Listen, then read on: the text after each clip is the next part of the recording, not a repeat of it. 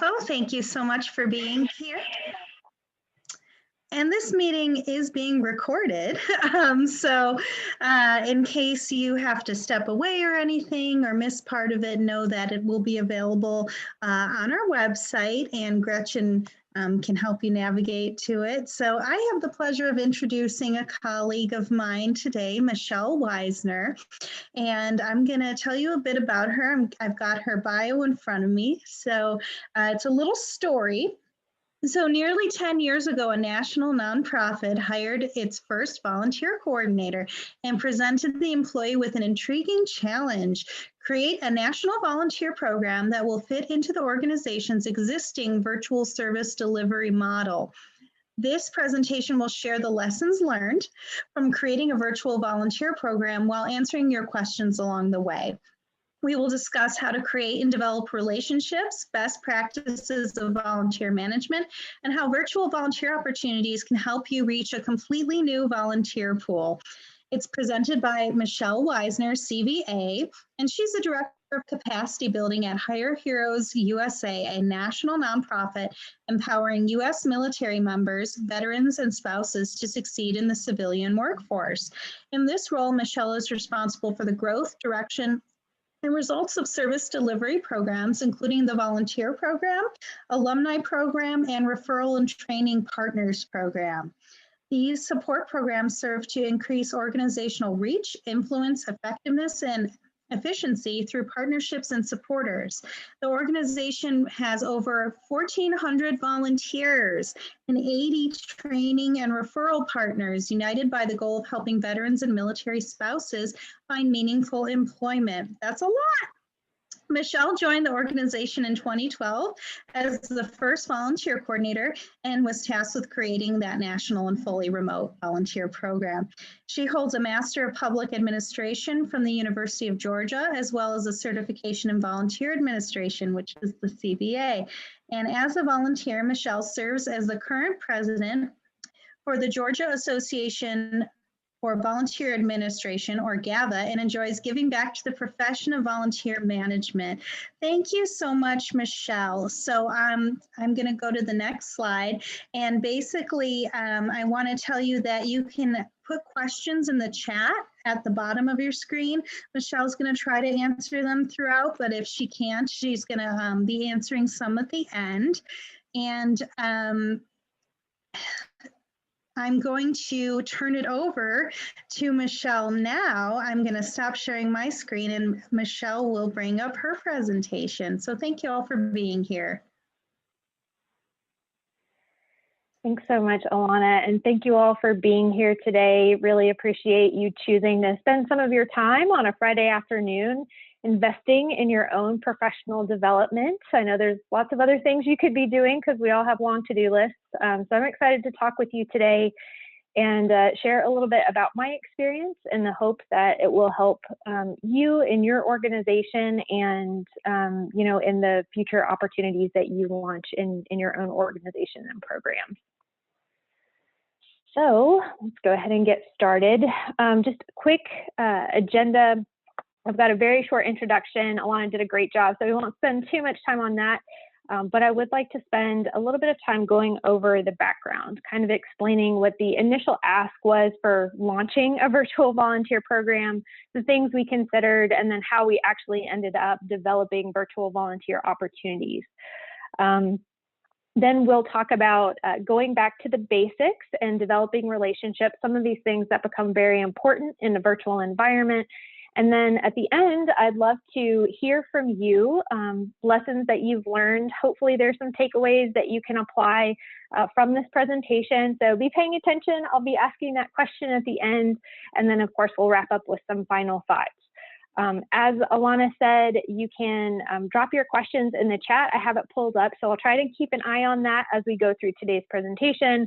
We've got a relatively small group here, so I'm happy to interrupt my slides to address the questions that you have as we continue talking. All right, so we already went through my introduction and background. Thank you so much for that, Alana. The only thing I wanted to add was to reiterate that our clients, when I talk about our organization and the type of individuals that we're serving, Those are military veterans and then military spouses. And again, our mission is to assist that demographic with their employment search. So I'll be using the word clients a lot. And when I say that, I mean the individuals who are benefiting from our organization's mission, and those are veterans and spouses. And then the primary volunteer activity that we have going on is skills-based mentoring. So we'll talk a little bit about that as we go throughout the presentation, but just wanted to share some context before we get started to kind of paint that picture in case I start using jargon. And y'all hit me up too if I'm using words that don't make sense. Just let me know. All right, so we'll go a little bit over the background. Basically, how did we start this large project of virtual volunteer opportunities? As Alana shared, we had no volunteer program as of 2011. I came on board in 2012 as the organization's first volunteer coordinator. And the challenge was, congratulations, you're the organization's first volunteer coordinator and you're developing a volunteer program. So it was an amazing challenge. And, now with the benefit of hindsight, I know that it was one of the greatest opportunities that I've ever had in my career. But it's daunting, right? When you think about having to develop a volunteer program from scratch, everything from creating opportunities, figuring out what the onboarding is going to look like, the training, how are we going to measure things, how are we going to store client data and volunteer data, how are we going to measure success? None of that was established. So it obviously was a challenge. And we also had to figure out how we were going to develop and launch volunteer opportunities within the context of the existing service delivery model. So as I said, we assist U.S. military veterans and their spouses with employment, and we have always been a nationally serving organization. So at the time in 2012, when I was hired, we had one office in Georgia, and we were serving clients all across the United States, some who are still stationed overseas getting ready to transition back into their first civilian careers. So most of our service delivery work happens over the phone, through email, webinars, video chats, that kind of thing. So even back in 2012 and earlier, when the organization was established, it was a virtual service delivery model. We didn't have clients coming into physical locations. So this really presented a challenge of how are we going to incorporate volunteers into this existing service delivery model when we don't have some of these more traditional opportunities, right? Like we don't need a volunteer sitting at a reception desk because we don't have clients coming in the office. We don't need someone to come in and help with filing because we don't have a lot of paper files. So that was some added context to the challenge of creating these virtual volunteer opportunities. Now, there were some advantages, and I do want to be transparent about that. So one of the biggest advantages is when I started day one, there was already a stack of, I'll call them volunteer applications. They were kind of rudimentary at the time, but we had a stack of people who were already saying, hey, I want to help. In fact, that was the whole reason why leadership decided to invest in a volunteer coordinator, a funded position, because supporters were coming to the organization and saying, hey, I believe in your mission and I want to find a way to support you. How can I do that? And we didn't have an answer.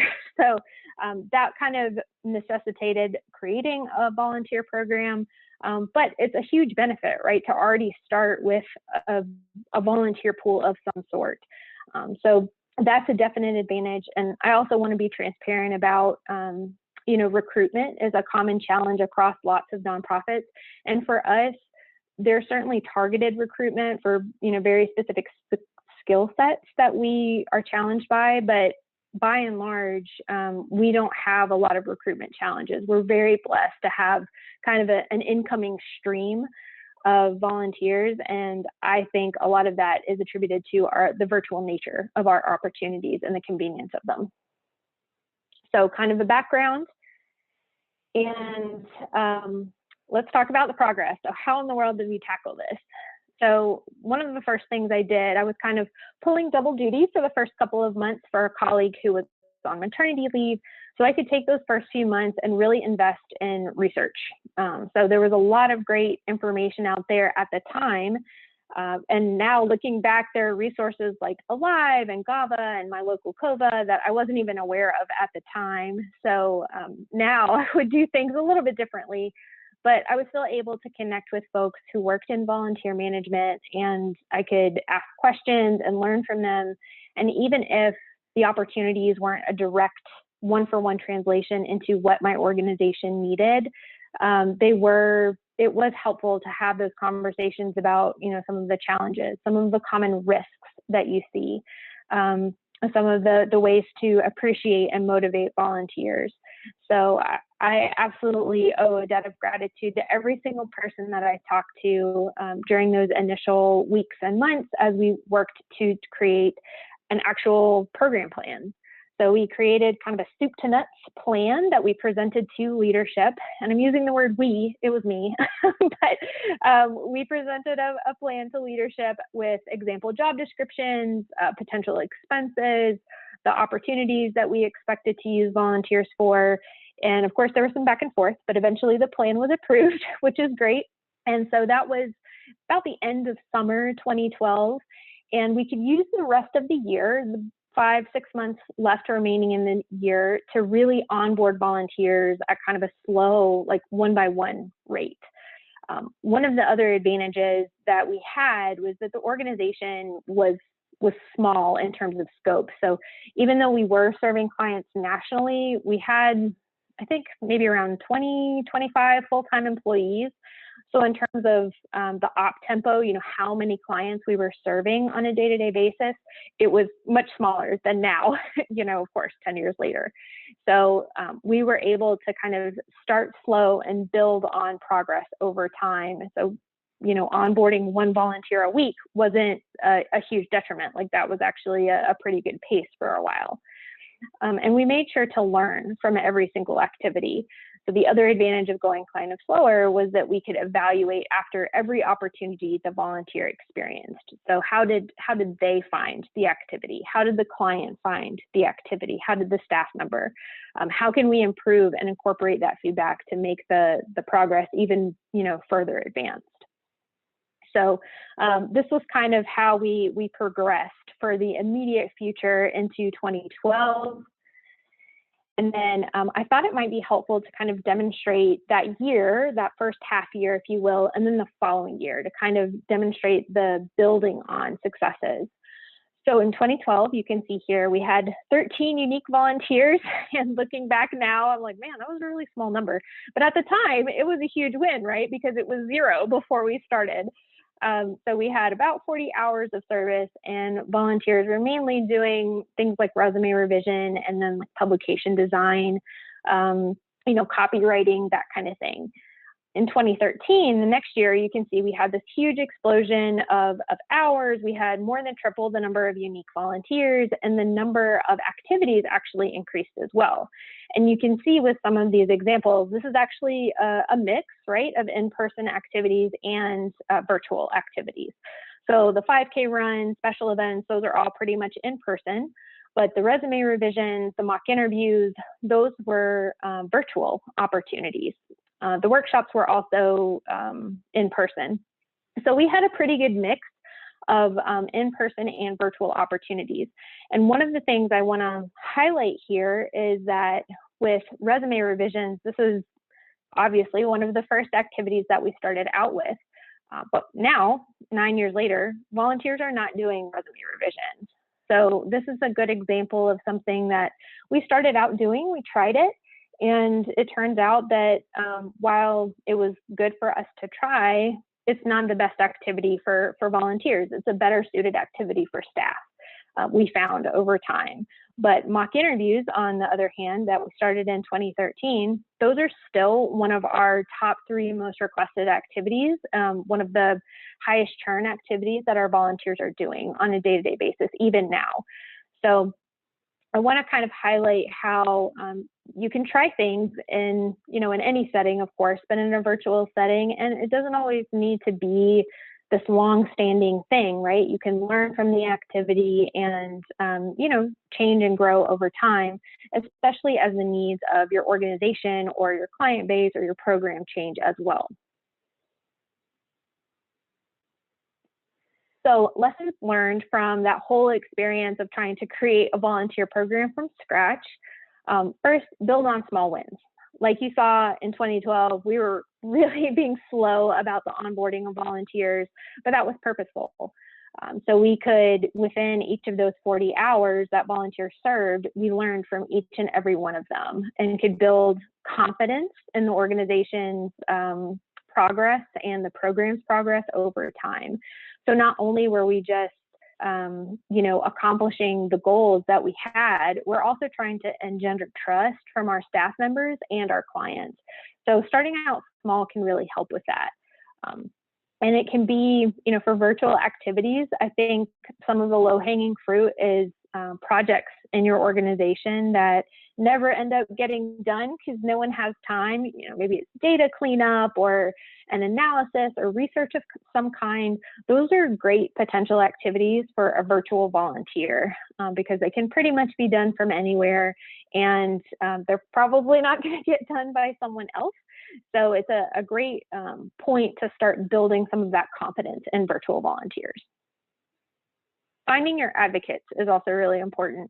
And most of you probably know this, but it's just as important to have internal advocates. So either peers or your leadership, other staff that you may work with. Those are obviously internal stakeholders. And then externally, having, a community or, individuals that you can go to with questions, that's important as well, because you need those cheerleaders, if you will, and especially inside the organization, you don't want to be the only one talking about your program success, right? It's sometimes more powerful when that comes from someone else within the organization, especially if it's leadership, right? So developing those internal advocates by building on those small wins is something I strongly recommend. Also, processes, policies, and procedures are your friends. Now you heard my MPA, I'm a little bit of a nerd, so I'm definitely more of a policy person, but I will say that part of what this does is creates professionalism, right? When a volunteer comes into your program, from the very first moment, they've got clear expectations, they've got, well thought out communication, and it presents, sort of an implicit expectation from them that, hey, you volunteer need to have your stuff together because we do on our end. It also, having policies and procedures will just save you in time, right? When you're get into those tight spots, being able to reference a policy when there's maybe a questionable act from a volunteer or, maybe behavior that you have to, talk about and evaluate, having that policy to back you up is always super helpful. Sharing your journey. Now, I'll be totally honest, this is one that I still struggle with today. So I'm saying this again with the benefit of hindsight, but I think there's a lot of value in sharing your process as you go along. So certainly you want to share your success, right? If you launch a virtual volunteer opportunity and it ends up being super successful, of course you want to talk about that, but I think it's okay to talk about the beginning and the middle too. Because again, as you're trying to build those internal advocates within your organization, it's easier for them to connect with you if they understand what you're doing and how you're going along your journey. And they're going to think about things and notice things that you probably won't. Maybe you're a little too close to the situation. So again, sharing that journey can just help, build that confidence across the organization and whatever opportunity you're launching. Asking questions throughout, making sure you're, creating that feedback loop and creating opportunities for improvement throughout the entire process. And then saying no is sometimes appropriate. So I think Alana did a presentation on boundary setting recently, and that's a great example and a great resource to reference if you didn't watch it already, about how whenever you say yes to something, indirectly, you're saying no to something else.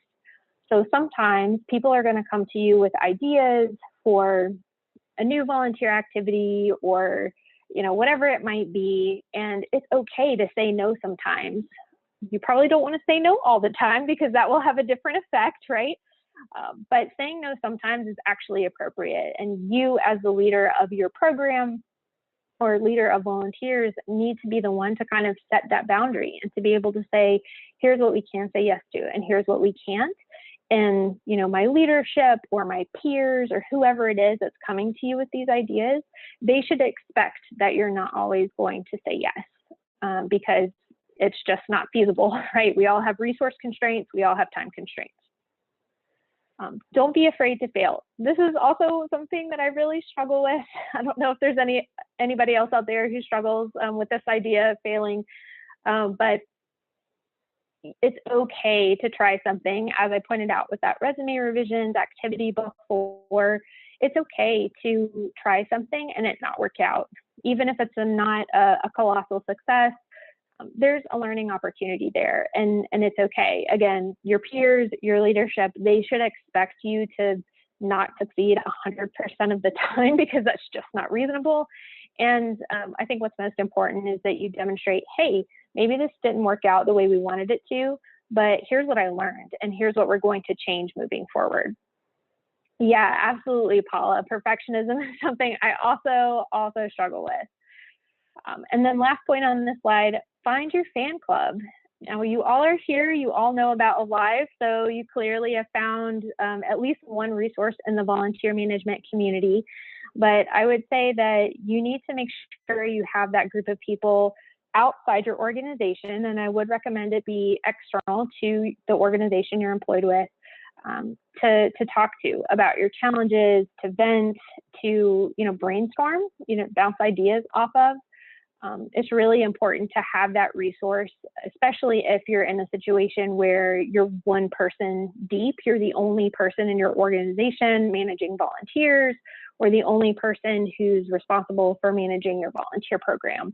You want to make sure you've got that fan club and that group of folks who can cheer you on and support you when you're having great times, but also when the times may be a little tougher.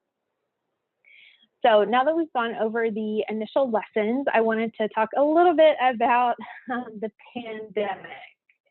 So I know this is not what anyone wants to talk about, right? We kind of want to see the pandemic in our rearview mirror, but it was a pandemic, it was a worldwide thing. So I think it's relevant to talk about how it impacted our organization with the majority of our volunteer opportunities being virtual. So the long and short of it is we saw a huge increase, like more than 300%, I think, of interest in volunteer applications comparing Q2 2020 to Q2 2019. There was just this gigantic increase. Now, that presented different challenges for us. So we had this huge increase in volunteers because we continued to say yes. We didn't put a limit on volunteer applicants or anything like that. We continued to accept new volunteers, but we didn't have the same increase in volunteer opportunities. So now our challenge was trying to spread out roughly the same number of volunteer opportunities across a larger pool. So how do we continue to keep folks engaged when they may not get as many opportunities to volunteer? How do we keep them engaged when they may not hear from us as often? What do we need to do to kind of make up for that? So those are all challenges that we personally were faced with the pandemic. And again, I don't want to complain too much about that because I know so many organizations were faced with the reverse challenge of having to shut down their volunteer opportunities or having to, locate PPE when everybody else in the entire world was trying to locate PPE. So it's not that virtual volunteer programs don't have any challenges, they're just different challenges. And we were really fortunate to be able to continue offering those volunteer opportunities. And it really helped us both on the individual side, but also on the corporate side as well, because I'm sure you guys have experience with corporations looking for group opportunities and, CSR, corporate social responsibility leads, looking to connect with different nonprofits, and having those virtual volunteer opportunities is a huge benefit. And it just makes you accessible to an entirely different range of volunteers and potential volunteers. So since I shared a little bit about where we were all the way back in 2012 and 2013, I did want to kind of demonstrate for you and paint a more numerical picture of how we were affected by the pandemic in terms of our numbers. So in 2019, obviously pre-pandemic, this was our largest year to date at that time. And we had, as you can see, about 743 unique volunteers. Our activities or the mentoring requests that we processed were a little over 3,500. And then hours served were just shy of 5,000. In 2020, you can see that the activities and the hours, they did increase, a pretty substantial amount, but it's really that unique volunteer number that shot up. And even though we're only 6 months into the year of 2021, I did want to go ahead and share the data that we have so far so that you could see what some of the lasting impacts are. So again, with the hours served and the activities, we're on par with where we were in 2020. We'll probably do a little bit more than what we did last year, but it's really that unique volunteer number that is just huge. And we're actually at like 920 from last week or 2 weeks ago when I originally drafted this. So we're still incorporating new volunteers into the program every single week, which is a huge benefit, but again, it's also a different kind of challenge. So now that I've shown you numbers, I wanted to also kind of paint a picture for you in words and storytelling. So I'm going to give you about 10 seconds to read this quote from one of our volunteers.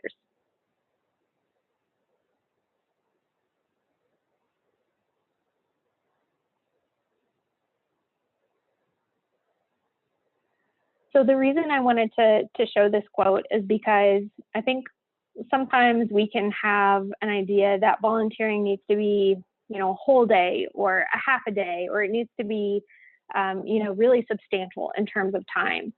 And this volunteer, I think, does a good job of encapsulating how it just takes, a few hours to make a true impact. And actually, this is one of our volunteers who gets asked to volunteer quite frequently just due to her experience and then the demand that we see from our clients in terms of requests.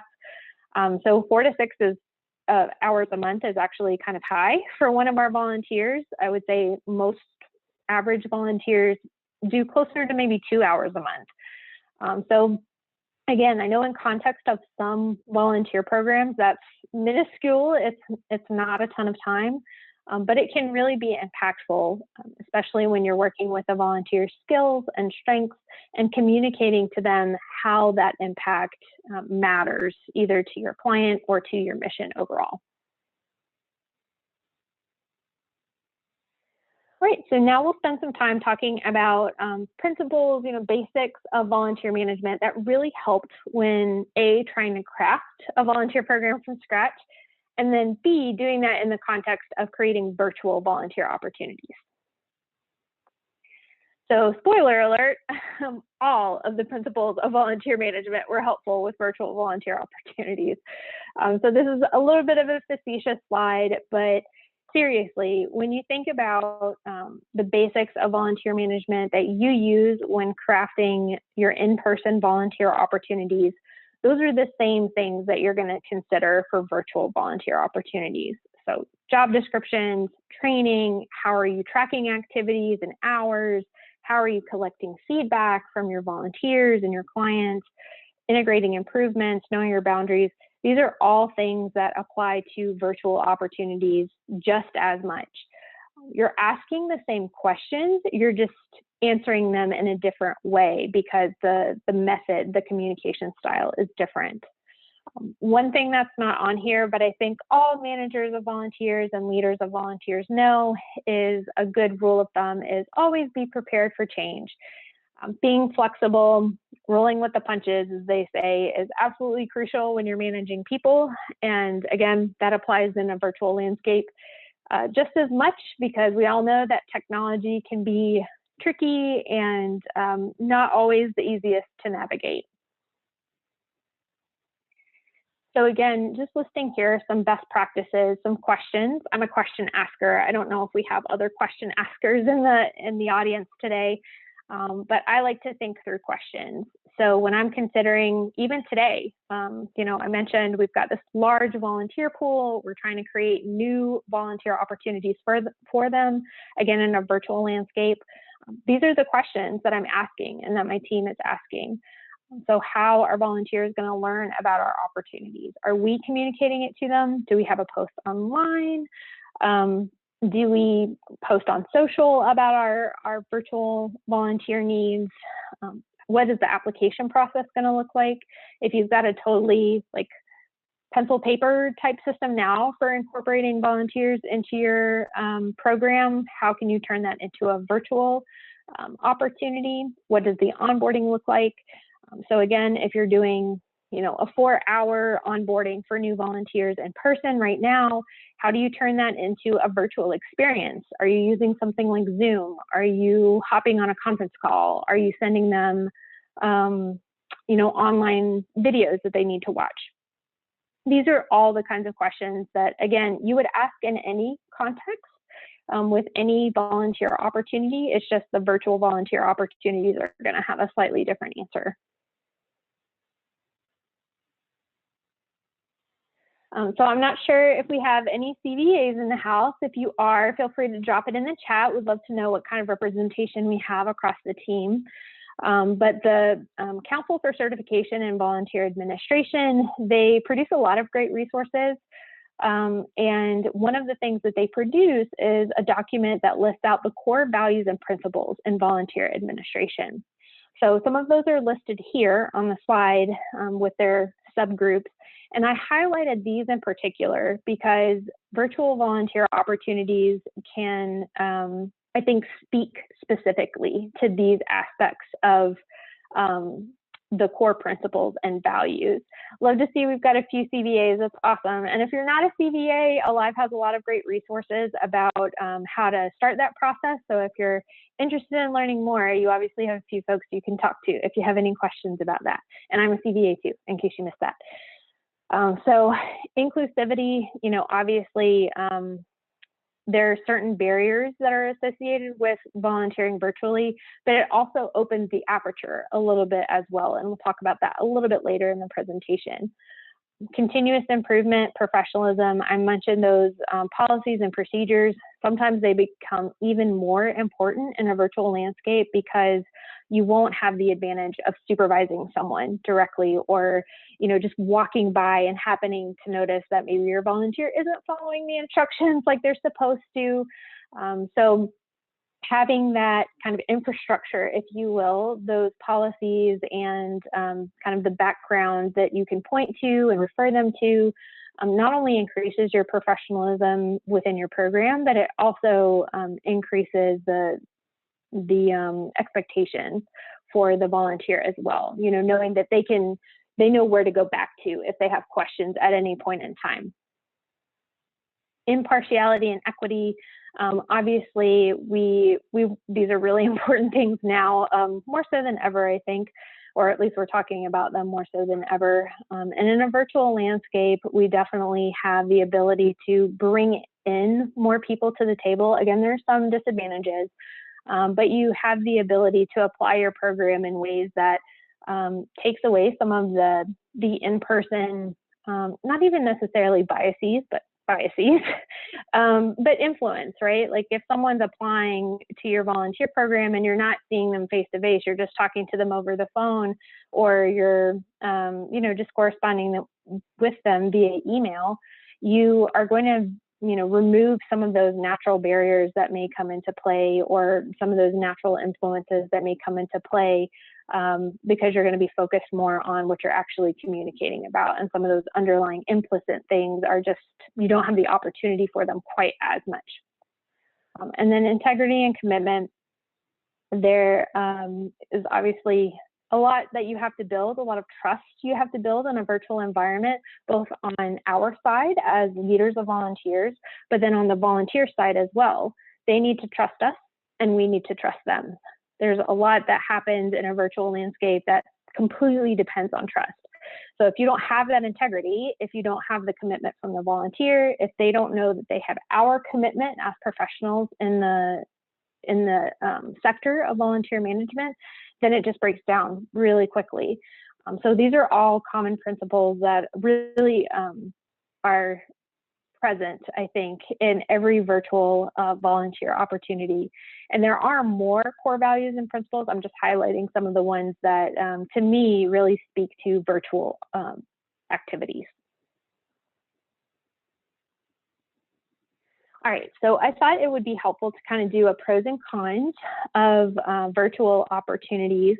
And these aren't all inclusive, right? Like, obviously, there are more than what we can list here, but just for the sake of discussion, in terms of pros, we kind of touched on this a little bit, but right now, if you're recruiting, say in your geographic area, whether it's a city or a region or a state, you're limiting yourself, right? Because your town or your region is only X number of people big.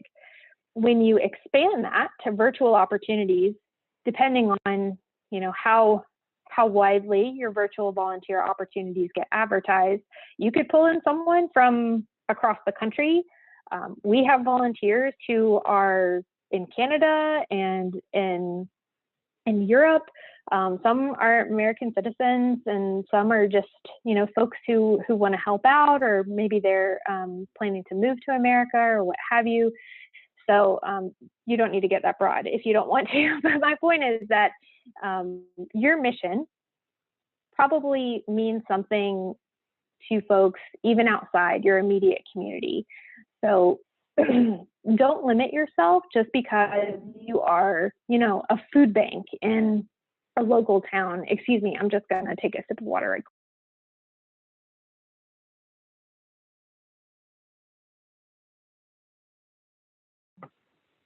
Sorry about that.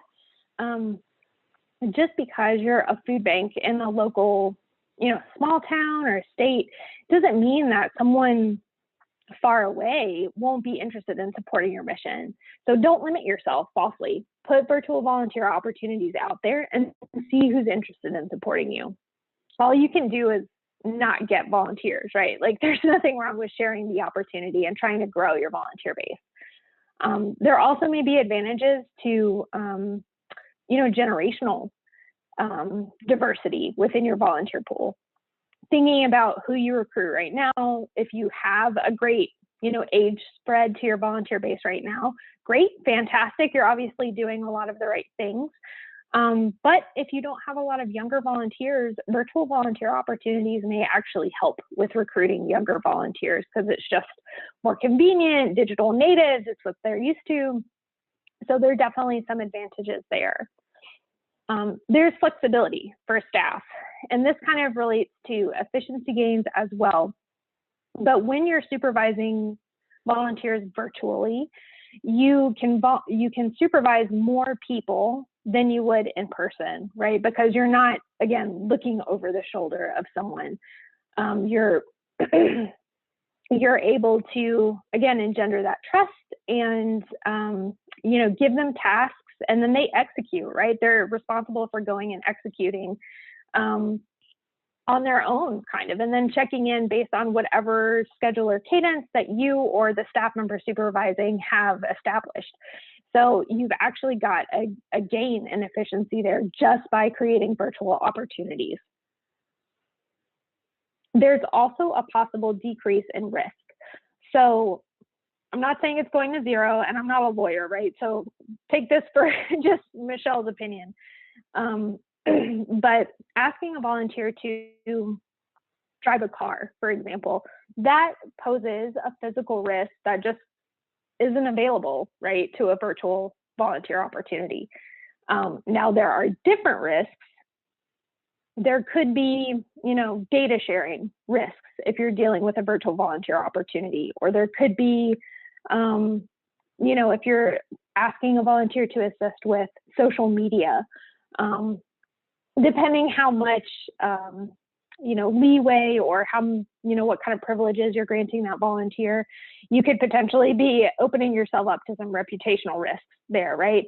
So they're not zero. Again, you're dealing with different types of risks, but in terms of physical risks, having that in-person risk of somebody, coming into your office and tripping on a chair.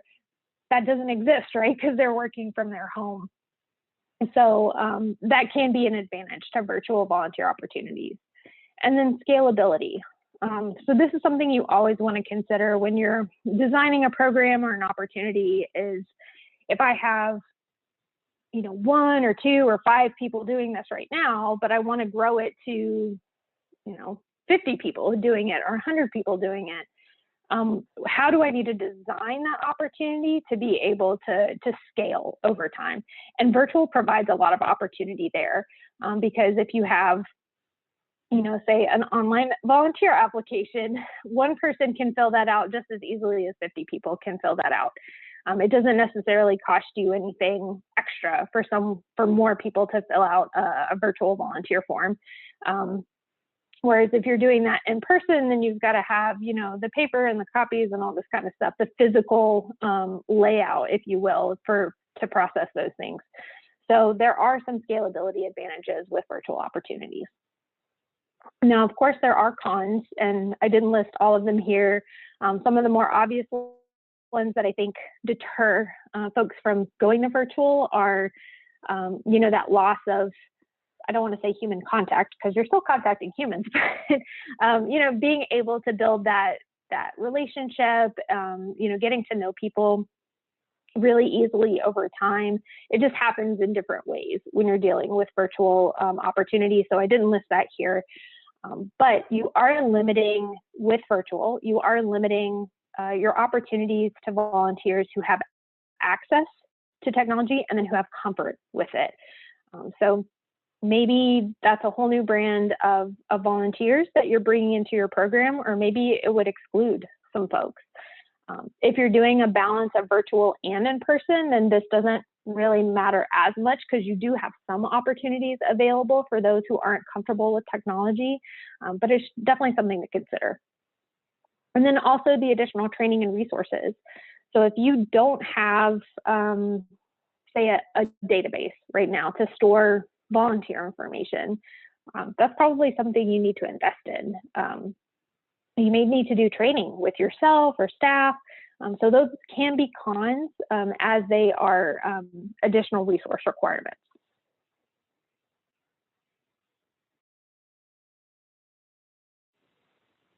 So I know lots of folks are interested in how do you build relationships, right?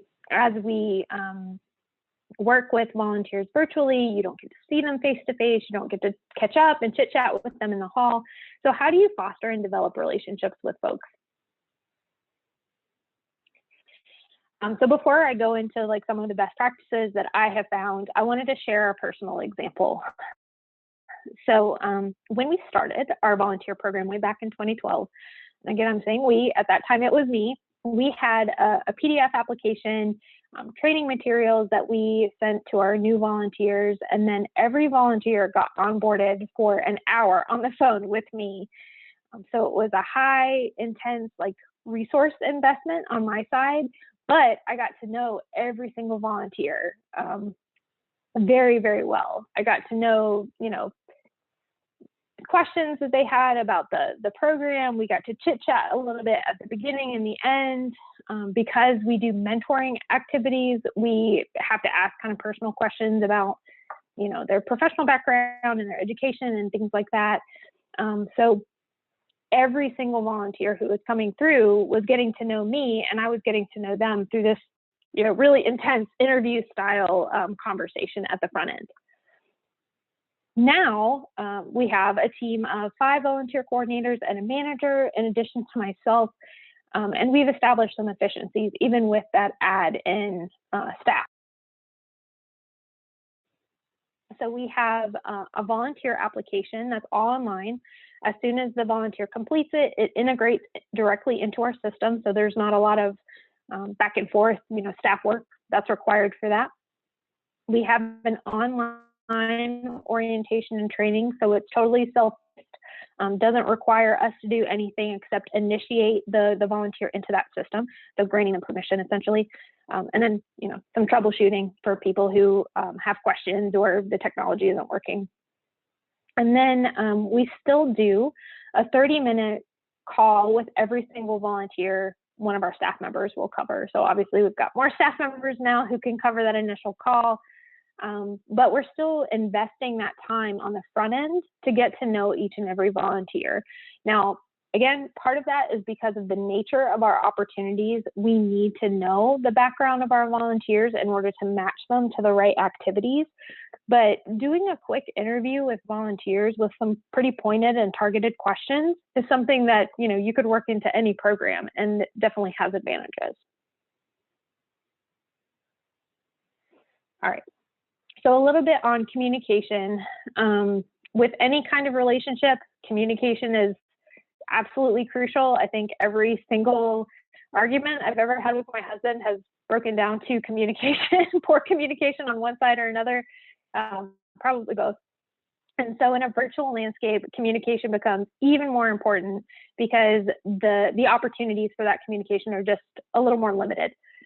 So making sure in every interaction, you're being clear and concise, you're making expectations known, you're communicating about activities, the volunteers know where to go when they have questions, whether it's for an activity or general inquiry, whatever the case may be. You want to make sure you're consistent. So in terms of reliability and honesty, like, yeah, you want to be like an ethical person, but you also want the volunteers to feel like, yeah, I know when I'm going to get communicated to by X organization. And I know that I can reach out to this person in order to get my questions answered. So making sure that you're a dependable person to that volunteer. And then something that I think is undervalued, but really important in a virtual landscape is being authentic, showing some of your personality and sharing. You've heard me kind of laugh and joke a little bit during this presentation, and that's something that I do on the phone with volunteers when I'm getting to know them. I try to share a little bit about myself, even when I'm doing an onboarding call that's all about getting to know them. I want to make sure that I'm building the relationship from their end as well, so that they know, hey, I learned a little bit about this person that I'm going to be working with in the future. So that's really important as well. You're also going to be doing different communication types, right? So in a virtual landscape, you're going to have individual communication and mass communication. I do recommend doing both. Of course, if you're starting out building your first virtual opportunity, you can start out with individual and eventually build up to mass. That's certainly what we did, but you do want to, once you grow your volunteer pool to a certain amount, you want to be having those mass opportunities and communication styles ready as well. So for individual, obviously email, huge, pretty much number one for virtual engagements, but also phone calls, text, video chats. These are all methods of communication you can employ with your virtual volunteers as long as they're comfortable. So going back to setting the expectations, making people, comfortable with what's going to happen. You want to say up front, hey, we plan to communicate with you in X style. Are you comfortable with that? And we've had volunteers say, oh, phone call is your primary method. I actually prefer text messages. Great. That's something that we can adjust to make sure we get you matched to the right opportunity. For mass communication, I highly recommend a regular e-newsletter if you don't already do one. You can also do things like creating social groups. So create a Facebook group or a LinkedIn group for your virtual volunteers to try and create some of that community with the volunteers that you don't get to see on a regular basis. You can also use video chats, like for one-on-one communication, of course, but you can use it in a group to do something social, like a happy hour, or something more formal, like a training session. So Zoom is more for, or more than just for work, and you can use it for any number of things. All right, so we're almost at the end of our session today. So I hope this has been helpful. I have a couple more resources to share, but would love to hear from you. If there's anything you picked up today, a small win that you'd like to share with us. The group that's here today presumably has some common interest in virtual volunteer opportunities. So this is a great way to connect with a group of people who may be facing a similar challenge that you may be facing in your own volunteer program, or who may be interested in starting a new volunteer opportunity. So if nothing springs to mind initially, feel free to connect with some of your fellow attendees today to make sure that you're getting the most juice out of the squeeze of this particular presentation lemon, if you will. All right, and I don't think I see any small wins coming through the chat just yet. So for the sake of time, I'm going to move on to our final slide. So just in quick summary, make sure you're starting small. Build on your small wins, even if it's one data project, one copywriting project. You can find a virtual volunteer opportunity that's right for your program. I'm absolutely convinced that every single program out there has at least one opportunity that could be made virtual if you want it to be. Make sure you find your advocates. Inside, outside the organization, you need the people who are going to stand behind you and celebrate your wins and prop you up when you need some additional support for the tougher times or the challenging days. Make sure you're going back to your basics. So volunteer management best practices apply regardless of whether it's in-person or virtual volunteer opportunities. So make sure you're going back to what you know and have confidence, right? Like, virtual volunteer opportunities or any new experience can seem daunting, right? But it's just because it's new. Once you break it down, it's not complicated. It's not rocket science, right? It's just people working with people. The mediums, the activities, they change. But at the end of the day, we're all people supporting and helping other people in an effort for some greater and larger mission. Grow your supporters. So virtual opportunities are a great chance to bring in supporters and volunteers that your organization may have never captured in another way. So don't limit yourself to, your geographic area or the mission in your, specific area just because that's what you've always done. Virtual volunteer opportunities are a great way to expand that. Find a buddy. I said earlier that you've got kind of a common group right here that's interested in virtual volunteer opportunities. So pair up with someone who can support you, and maybe you can go on this journey of virtual volunteer opportunities together. And I'm on LinkedIn. If you ever need a buddy, you can find me, and I'm happy to support you as well. And then shout it out. You've got a great community here. If you're ever looking for a fan club, Alive is a great place for that, as well as your local COVA, your local Dovia, your state organization. And I don't know of a more supportive community than the volunteer management community. So share, tell us about your challenges. Tell us about the successes that you've seen. We're all here to learn and grow together. And I hope that today's presentation has brought you a little bit of that. So I wanted to say thank you for your time and attention. We're at the end of the presentation. Gretchen is going to be sharing the links or telling you a little bit about how we're going to get the presentation copy as well as a worksheet that I've created for you.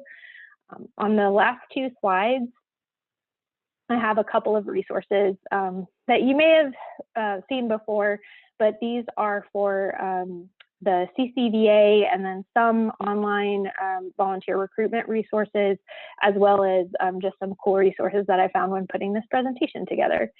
And then there is also a worksheet that I created. I'll try and click on this and see if I can share it with you guys. But I just tried to create an additional worksheet for you guys that you can take from today and ask yourself some questions and help you apply whatever lessons from today's presentation into your individual program and your individual activities. So that'll be available as well as the presentation slides. And with that, I'm going to stop sharing and kick it over to Alana. Thank you so much, Michelle. That was amazing. I am wondering if you can put the worksheet link in the chat maybe, but Gretchen will also be sending out info to you. Alana, this is Gretchen. I went ahead and put the document in the chat. So it's there. Oh, you already did that. Download it. Thank you. Thanks so much. And we did get a good question from, in the Q&A from B. Sheehy. So this person is asking, what technology platforms do you use for virtual volunteer projects? Communications platforms between volunteer and clients, and document sharing. Okay, I'm going to try and remember all of that, but Alana, you tell me what I missed. So for document sharing, we are all about Google Workspace in my organization. So Google Docs, Google Slides, Sheets sometimes. That's all the document sharing that we do between volunteers and our staff. So for like time logging, for example, we have like a shared sheet that we use. And Google's also, I mean, we use it for our email platform as well. So it doesn't cost anything extra for us to use all of these additional tools provided by Google. So that's one of the reasons why we use it, to be totally honest. In terms of communication, honestly, and I hate to make it sound kind of basic, but it's like email. It's email and phone calls, occasional texts. So not really fancy or anything like that. Like we don't use Slack with our volunteers. It's individual communication for the most part. And then we have a monthly newsletter that goes out to all of our volunteers that we do through 2 platforms. So we create the newsletter in a platform called B Pro, and I'll type it out here because it looks a little weird, but that's like to make it pretty from our marketing team. So that's more on their side why we use that tool. And then to actually send it out, we do that through Pardot and Salesforce. So Salesforce is our CRM that we use across our organization for clients, donors, volunteers, the whole spiel. And Pardot is the integration to Salesforce that allows you to send out fancy newsletters and do email tracking and stuff like that. But honestly, before Pardot, we were using MailChimp, so for free. It doesn't need to be the programs that I just mentioned do all have costs associated with them, Salesforce, vPro, and Pardot. But MailChimp, I believe, still gives you like a free account up to so many users. So I would definitely recommend when you're launching virtual volunteer opportunities, start with free stuff and then build up over time. You don't need to invest a ton of money or try and commit your leadership to invest a ton of money if you're trying to demonstrate success first. And Alana, did I miss anything in that question? One more question was, how are volunteers communicating with clients? Yeah, great question. So it happens via phone. We, for mentoring opportunities, we match volunteers based on their expertise and based on the request of the client.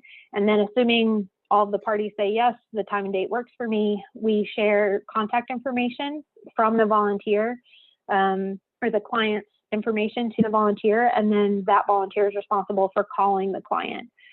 And sometimes they're doing it over Zoom now, obviously, but for the most part, it's phone conversations and then, you know, the occasional email follow-up or LinkedIn follow-up. Okay, thank you. And Gretchen, did you have a question too? I did. And full disclosure, I talked to Michelle about this a little bit before we got started today. So she has a brilliant answer and she's had time to think about it. So I've been connecting with colleagues, and many of us are now getting to the point where volunteers are back and things are getting back into the full swing, so to speak. And many of them are saying that there's so many additional layers because of COVID restrictions that there's a lot more to do. And just getting back into all that, they're all feeling like, how did I do this before? So I was wondering if Michelle was having that feeling. Yeah, so as I mentioned a little earlier in the presentation, with COVID, we saw a huge increase in volunteer applications. And of course, I don't know what the common attrition rate is across the group, but we have about 50% attrition for our volunteer applications. So it still means a lot of work and a lot of people who are asking to do something. And it's a huge blessing, again, in terms of like having so many people who want to support your organization. But when you don't necessarily have, all the resources that you want or all of the opportunities available, it's super challenging. It's very, very challenging. So I think the general op tempo, if you'll forgive a slight military phrase, is a lot higher. I think we ended 2020 thinking that 2021 was going to be some kind of massive reprieve, but it hasn't really been. I mean, I don't know about the folks on this call, but yeah, we've stayed just as busy, if not busier. And, we try to do our best to encourage like mental health days with our staff and, check in with our volunteers, just ask like how things are going, if they need to take a break. I know I had one volunteer who lives in Boulder or lives near Boulder. And when they had that shooting a few months ago, like I just checked in with him and said, hey, I just want to see how you are and make sure you're okay. And I think that meant a lot to him, like just having that personal connection. So doing the check-ins with folks, even if it's, informal and not like a regularly scheduled thing. And thank you. And I was also wondering, what volunteer management software do you use? Yeah, so we actually use Salesforce for our volunteer management piece because it's the CRM we use for every other aspect of our organization. So for clients and for donors. So we don't have like a volunteer specific CRM, we just have Salesforce. But what I love about Salesforce is that it's so customizable. So we can create fields for status of volunteers and, for their interview, we can include notes, we can track their hours. Salesforce has, I think it's called Volunteers for Salesforce. So an app that integrates into Salesforce that is specific for volunteer management. And I think in the last few years, Salesforce has gotten a little more savvy about nonprofit management because they noticed that so many nonprofits are going to Salesforce and using it. So there may even be other robust tools out there for Salesforce that I'm not even aware of. Thank you. So I don't see any more questions. So at this point, I will turn it over to Gretchen for some announcements about some upcoming Alive Academies. Thank you, Alana, and thank you again, Michelle. Our next several Alive Academies coming up will be posted soon on the calendar so that you can register. The one for June 23rd with Sue Carter-Kale is already on there, and you're welcome to register now.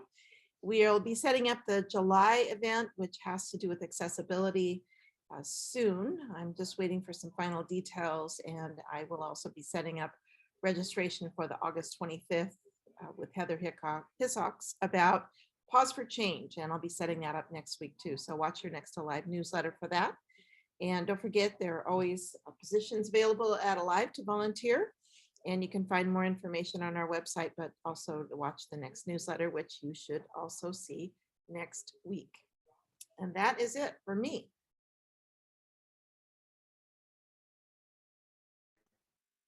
Well, thank you, everyone. That's all we've got. And thanks again, Michelle, for the amazing presentation and resources.